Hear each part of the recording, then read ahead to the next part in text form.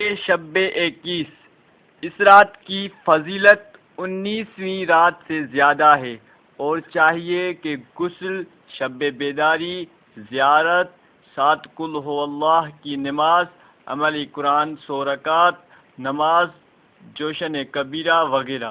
سب اس رات میں بجا لے آئیں، اور روایات میں اس رات کے غسل، شب بیداری اور صحیح عبادت کی اس رات اور 23ویں رات میں تاکید کی گئی ہے، اور یہ شب قدر انہی 2 راتوں میں سے کوئی ایک رات ہے۔ بعض روایات میں ہے کہ امام علیہ السلام سے سوال کیا گیا کہ ان 2 راتوں میں شب قدر معین فرما دیں، تو فرمایا کہ خدا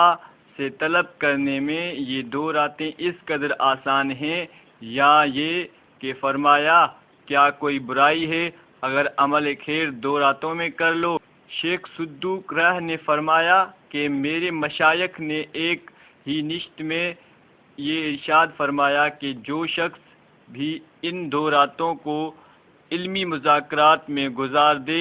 یہ بہتر عمل ہے۔